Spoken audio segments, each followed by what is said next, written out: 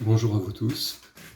Alors, pardonnez-moi du temps de latence qu'il y a eu entre le mois de juin et puis celui-ci.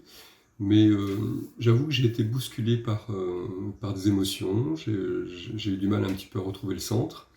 Et puis je voulais pas faire une vidéo poussive. J'avais envie que ça coule naturellement, voilà, que les choses viennent et pas parce que j'avais dit que je ferais une vidéo, je fais une vidéo. Dans ce cas-là, c'est Jean-Luc qui parle et j'ai pas envie que ça soit Jean-Luc qui parle, j'ai envie que ça parle à travers Jean-Luc et que les choses soient plus justes, bon, avec bien sûr ce que je suis, que ça passe à travers ce que je suis, mais je veux juste voilà, être un canal. Justement, je vais en profiter, j'avais l'intention de vous parler d'un certain truc, et puis en fait, comme j'ai vécu certaines choses, je vais plutôt revenir sur ça. Je me suis fait avoir par les émotions. C'est vrai qu'on est tous très bousculés en ce moment.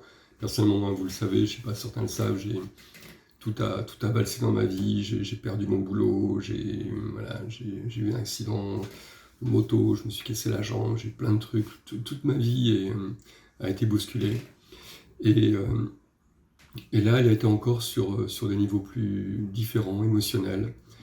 Et parce que j'ai cru en fait à la réalité des choses, je me suis laissé la voir. Nous sommes, je vous l'ai déjà dit, je crois, dans la première vidéo, mais certains même avaient dit, ah, il parle de Dieu. Quand je parle de Dieu, c'est pas d'un Dieu religieux, c'est d'un Dieu intérieur. Et justement, je disais que Dieu nous a fait à son image, et Dieu est créateur, donc nous avons ce pouvoir créateur en permanence. Et ce n'est pas notre petite personne qui crée, c'est notre âme. Et notre âme crée, même si la forme c'est pas toujours très acceptable par notre petite personne, notre âme crée ce qu'il y a de mieux pour nous. Voilà. Et si l'on croit justement à ce que l'on porte, c'est-à-dire je porte des blessures, donc je vais avoir des peurs, je porte des croyances, donc je vais avoir des certitudes, je le dis, nous ne sommes pas notre sexe, nous ne sommes pas notre âge, nous ne sommes pas nos désirs, nous ne sommes pas notre passé, notre famille, notre classe sociale. On n'est vraiment rien de tout ça. Nous sommes juste ce que nous existons dans l'instant. Il n'y a rien d'autre en dehors de l'instant. Nous ne sommes pas nos croyances, nous ne sommes pas nos projections, nous ne sommes pas nos désirs, nous ne sommes pas notre tristesse, notre faiblesse, notre force. On n'est rien de tout ça. Nous sommes juste des êtres de lumière, incarnés dans un corps de chair, et nous sommes venus expérimenter la matière. Rien d'autre. Et dès que l'on porte justement une certitude, quelle qu'elle soit, par rapport à un événement, on perd le centre. Je fais une chose, cette chose elle est au niveau grossier de la vie, elle n'est pas terrible. Je peux dire oui, c'est parce que de toute façon c'est toujours pareil. Mon père était comme ça, ma mère était comme ça, et puis de toute façon voilà. Non, on peut se débarrasser de tout ça parce que sinon on crée des certitudes et ces certitudes ne nous permettent pas de bouger puisque on a érigé des choses, on a érigé des tours et on se dit j'habite dans la tour et de toute façon cette tour c'est ma carapace, cette tour c'est ce que je porte et cette tour quelque part c'est ce que je suis. On n'est rien de tout ça. Lorsqu'on est décentré, comme j'ai pu l'être là ces derniers temps, cela nous permet de voir justement que nous sommes décentrés. Donc de ne pas porter un regard sur là, je me suis décentré, c'est juste, on sort de l'histoire, on regarde ce que l'on sent, quoi, on écoute ce que l'on sent, et on sent la partie en nous qui n'est pas sereine. Et sur cette partie-là, on porte un regard compatissant, un regard aimant, avec un petit sourire au coin des lèvres, en disant à notre ego, je t'ai vu. Voilà, mais c'est pas toi qui doit tenir les rênes de ma vie, c'est moi, voilà, reste à ta place et moi je reprends les rênes. Voilà, donc nous ne sommes pas à toutes ces certitudes et lorsque nous croyons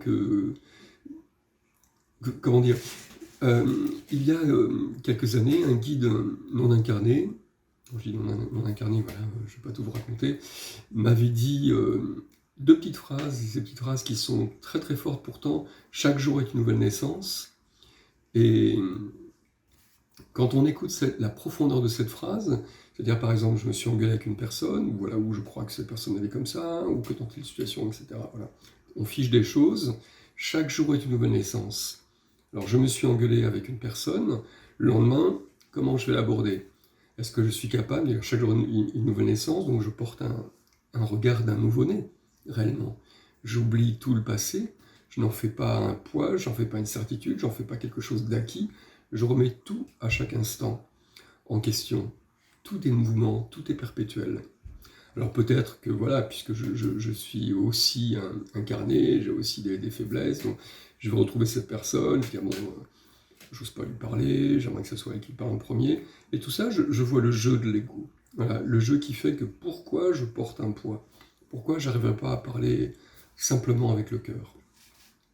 Je n'ai pas de certitude, je n'ai pas de réponse particulière, juste je m'observe dans mon comportement. Voilà, et ça c'est une chose importante.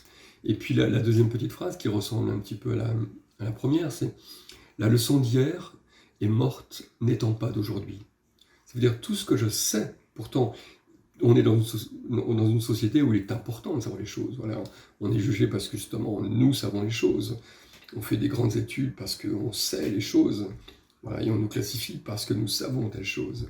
Et là pourtant, si on écoute cette phrase, « La leçon d'hier est morte n'étant pas d'aujourd'hui », c'est-à-dire, je remets tout, je balaye tout, je remets tout en question. Et je renais, en fait, dans l'instant qui m'arrive. Tout d'un coup, cet instant, je sais pas, tout d'un coup, j'espérais aller à la mer et puis il fait pas beau. Qu'est-ce que je fais de ça? J'ai le choix.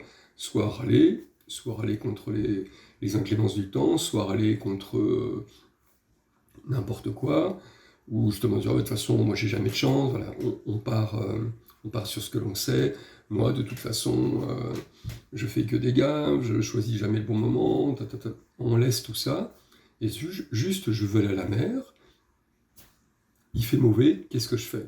Alors ma petite personne va être peut-être déçue. Eh ben je regarde, je ne cherche pas à ne pas être déçu, puisque dans mon instant, je suis déçu. Je regarde que je suis déçu.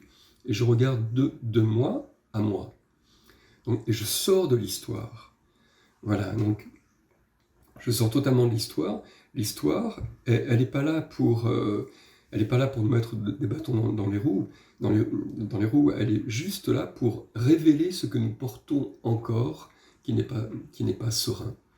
Si j'étais totalement serein, il fait pas beau, je passe à autre chose. Je suis pas totalement serein, je suis déçu, je râle un peu, ou je râle beaucoup, peu importe. Je regarde, qu'est-ce qui est touché? Voilà. Qu'est-ce qu'il y a derrière, en fait? Qu'est-ce qu'il y a derrière le fait que je sois déçu? Il y a... Je voulais prouver que j'allais revenir, je dis n'importe quoi, bronzer, je voulais... Et puis, on passe toutes ces situations qui sont en surface, et on écoute juste la partie, en fait, d'où on est touché.